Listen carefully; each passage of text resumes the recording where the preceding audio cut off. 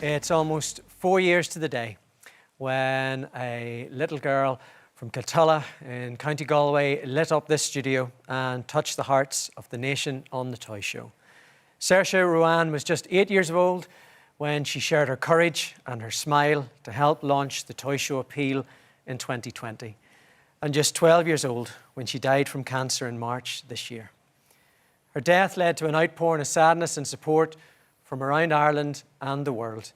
And with this year's Toy Show just a week away, we wanted to take some time to remember Saoirse, the joy that she brought to those around her and the difference she's still making to so many children's lives here in Ireland. I'm honoured to say we're joined by Saoirse's mum and dad tonight. Would you please welcome Roseanna and Ollie Ruane.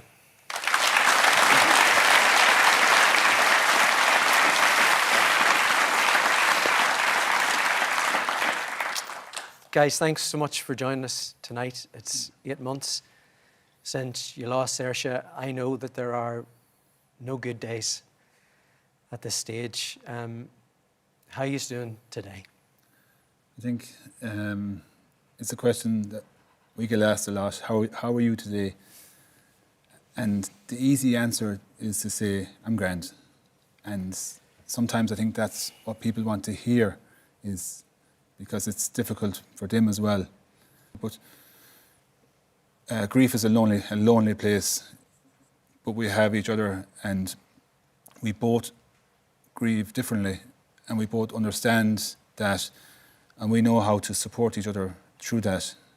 We both lost the same daughter, so we understand that, and it's just about getting through those days that are difficult. There are days when we go to the garden and it's okay. There are other days when I might go and I'll just break down. And it's knowing how to deal with that, and having the support of each other is so important. For us, we first saw Saoirse on the Toy Show. That night she lit up this studio and lit up a lot of people's lives. What are your memories of that night?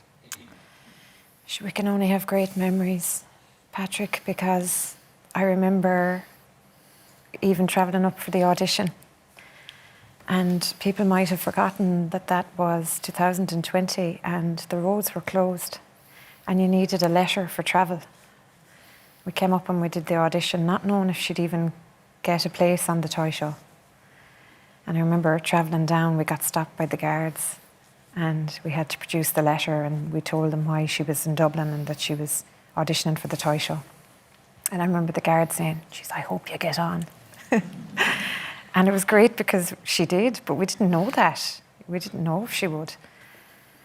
We came in that night and I remember they mic'd me up because they said, because Ryan can't give Saoirse a hug if she gets upset, we're going to mic you up just in case we need to bring you in.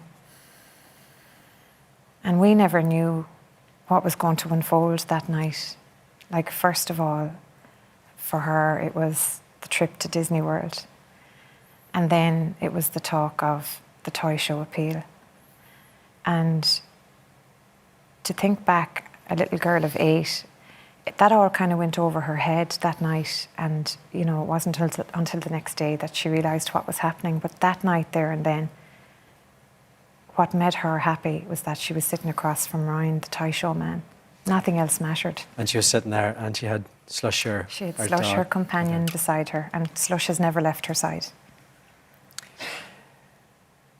The reaction that Saoirse got that night was incredible. For you guys, whenever you got back home to Galway, what was the reaction? It was mad, wasn't it? Like, we stopped in Kinnegad on the way down, and there was people coming over to Saoirse, and she was like, and they were like, "We saw you on the telly last night," and she was like, "Oh, yeah, okay, grand."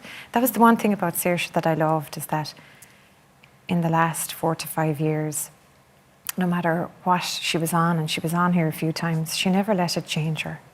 You know, she was very grounded and very humble, and that was a lovely way to be. We got home then, and RTÉ wanted to come to the house to talk to us. It's just like, the house is filthy. What time are they coming? You know, we were like, let's get home quick. So there was great excitement, and then of course you're tuned into the news channels to see her, and the whole time you're thinking, is this really happening? This is lovely, and lovely for her. And I think in a way you're living your childhood dream through Saoirse, because we all wanted to be on the toy show at one stage or another. There were so many people in Saoirse's corner, all hoping that things were going to work out differently. But that didn't happen. And you lost her this March. So many parents are watching this tonight, and we can't even dream of putting ourselves in that position. You guys were grieving Saoirse, and there was so much public attention around you as well. Did that help, the support that you were getting, Ollie? It did, yeah, it did. And I don't think we realised how much support we had until, it broke on the news and it was on RTÉ that morning. And it was just, I suppose it helped us as well, knowing that so many people loved Saoirse. It was comforting for us. And yet, we were talking about this before the show, that with all of that love and support, you're the only ones going through this. And when you go home and you shut the door, it's just yourselves and Farah Rose. When you're looking at her every day, I'm sure she's helping to keep you going. Yeah, she is, because I suppose we had a bit of a challenge on our hands to have Farah Rose. There was a 7-year gap, and we were quite determined to give Saoirse a sibling and to have someone to play with, and we finally got our Farah Rose. She'd often say to me, "How did you know you wanted me?" And I'd say, "Well, I asked God for a Saoirse, and then I asked God for a Farah Rose, and you arrived." And she just thinks this is great, But I think it's only now I'm kind of realising that she wasn't sent to be a sibling to Saoirse. She was actually sent to carry us, because I wouldn't be doing as good as I am now if I didn't have her to get out of bed for in the morning. And if anything, she deserves as much of a normal childhood as we can give her. So as much as we did for Saoirse, making memories and going places, we'll do the same for Farah Rose, because she deserves it. You mentioned Saoirse's garden earlier on. Can you tell us a wee bit about that, Ollie? I know Saoirse gets a lot of visitors. Yeah, she does. And we call it Saoirse's garden for Farah Rose, really, because we don't like the word graveyard or grave. So we call it Saoirse's garden, and we keep it updated with flowers, and we call twice a day, morning and evening. And Farah Rose comes with us when she wants to, and doesn't, and that's fine too. But it's just a lovely place for people to visit, and people visit. There's a guy that comes and he leaves a bunch of flowers there. He's a salesman, he passes that direction, he calls in and leaves a bunch of flowers there, and that helps him. But so many people, we had people calling from Canada. I met people who came over from Canada on holidays and wanted to visit. And it's nice, it's comforting as well for us, because the love continues. The thing, talking to you guys and knowing how you're trying to cope with this, that gets me, is that despite going through what you're going through, you're also trying to help others as well. And we spoke a wee bit before the show about grief and how different people go through it in different ways. Yeah. You're putting on some nights as well, Roseanna, aren't you? So I suppose we've always kind of spoken openly about it and honestly about it, and I think what I've learned, and I'm still learning, is that grief is very misunderstood. It's a very valid feeling, and I just felt like it needs to be more understood. And I went into a school last month and I spoke to Leaving Cert students, because they talk about mental health and they talk about substance abuse, but why don't they talk about grief? Why should it just happen? So from there on, then I decided it would be nice to bring people into a room where they are grieving or they want to know how to help someone that's grieving. And I organised an event for January where I'll bring the professionals in to give the advice and the tools to the people that need it. And I hope when people leave that they will maybe have a better understanding of how to deal with it or how to help someone. And it's that thing, Ollie, that sometimes you can't do it on your own. Sometimes you do need help.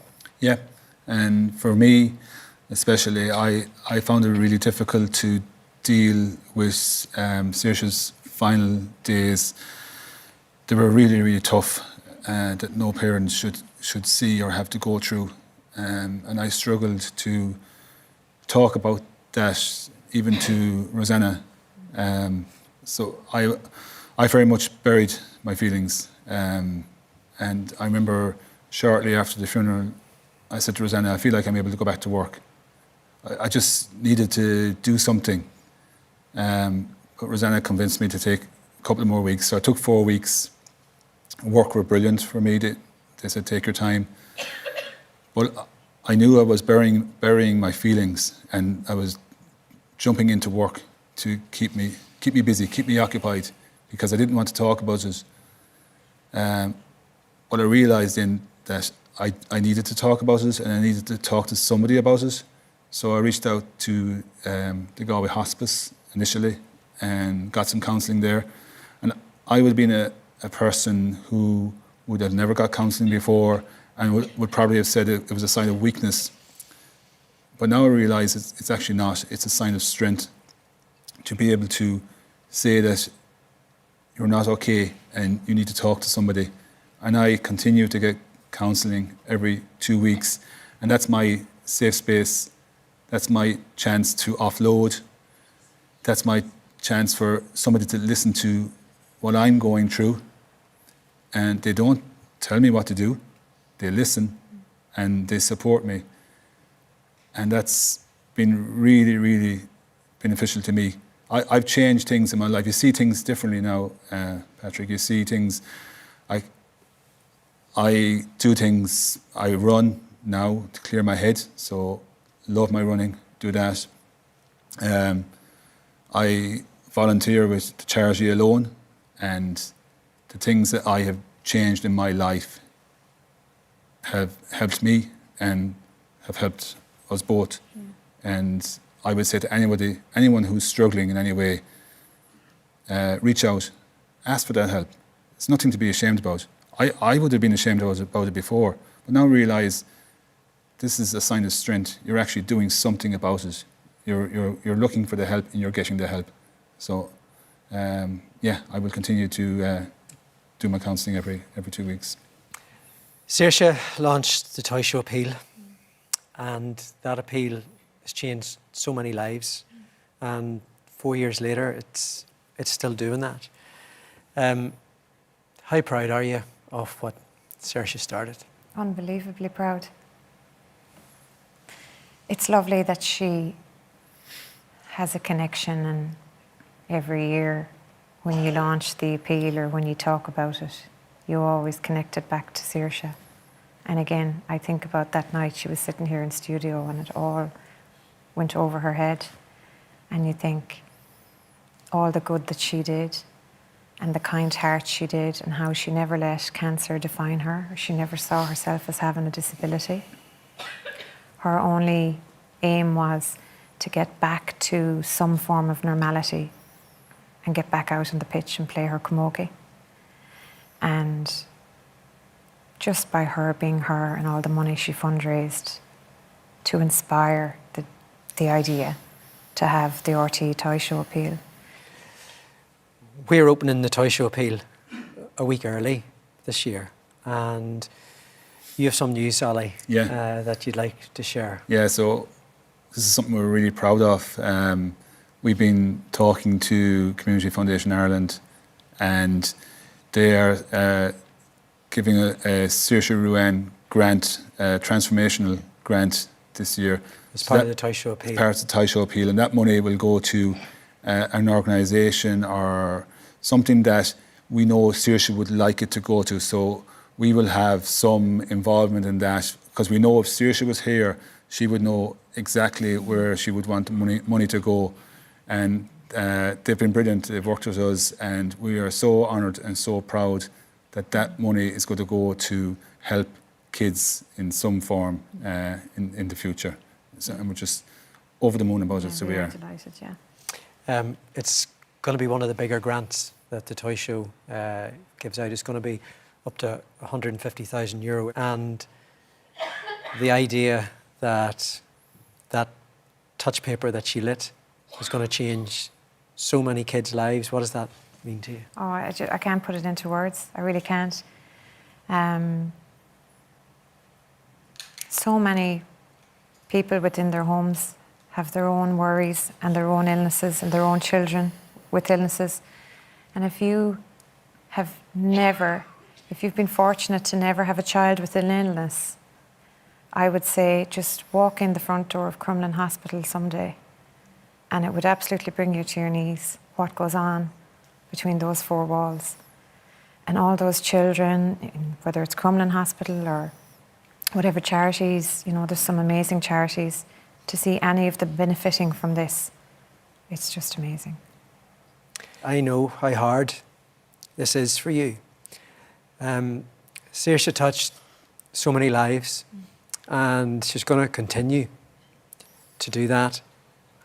We're all going to be thinking of you next week, and we're sending you all the love and the strength that we have for the future ahead.